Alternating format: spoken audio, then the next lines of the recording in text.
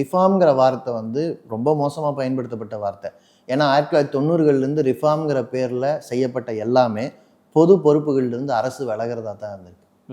இப்போ நம்ம இந்தியா வந்து ஒரு முதலாளித்துவ நாடு. இந்தியாவில் இருக்கக்கூடிய பல கொள்கை திட்டங்களை முதலாளித்துவ கொள்கைகள் தான் தீர்மானிக்குது.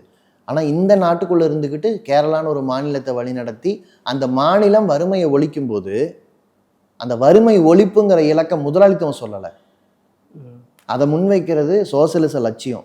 அதை நோக்கி முன்னால் போகிறது சோசியலிச லட்சியம்.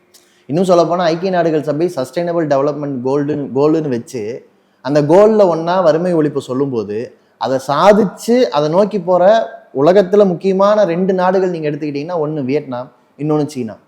இந்த 2லையுமே இருக்கிறது சோசியலிசம். இதிலிருந்து பின்னுக்கு போகிற நாடுகள் தான் முதலாளித்துவ நாடுகள். அவங்க எவ்வளோ முயற்சி பண்ணாலும் அந்த நாட்டில் வறுமை ஒழிக்க முடியல. ஏன்னா அந்த சிஸ்டம் அப்படி, அது நிறைய வறுமை ஏழைகளை உருவாக்கும். சரியா? இப்போ நியூயார்க் மேயர் வந்து அதை செய்யவே கூட முடியாமல் போட்டோம். ஆனால் அந்த மக்கள் நியூயார்க் மேயருக்கு வாக்களிக்கிறதுக்கு முன்னால் ட்ரம்ப்புக்கு வாக்களித்தவங்க.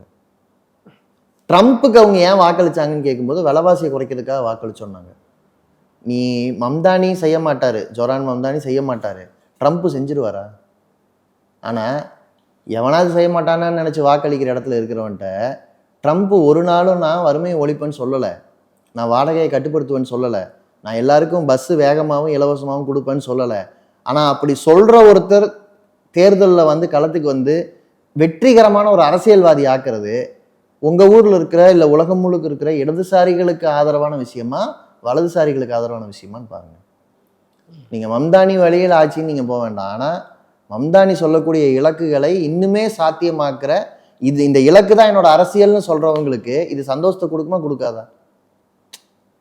அவ்வளோதான் இதில் விஷயமே. இப்போ அதீத வறுமையை ஒழிக்கணும்னு ஒரு நாடு தனக்கு இலக்கு வச்சுக்கிட்டு பண்ணணுங்கிற தேவையே கிடையாது. இப்போ குஜராத் மாநிலத்தை தொடர்ந்து பிஜேபி ஆளலாம். அங்கே வறுமை ஒழிக்கிறத பற்றி அது பேசாது, எல்லாருக்கும் கல்விங்கிறத பேசாது, சமத்துவம்னு பேசாது, சனாதனத்தை ஒழிப்போன்னு பேசாது, சமூக நீதினு பேசாது. ஆனால் அங்கேயும் அரசியல் நடத்தலாம். ஆனால் என்னோட சாய்ஸ் சமூக நீதியாக இருக்குது.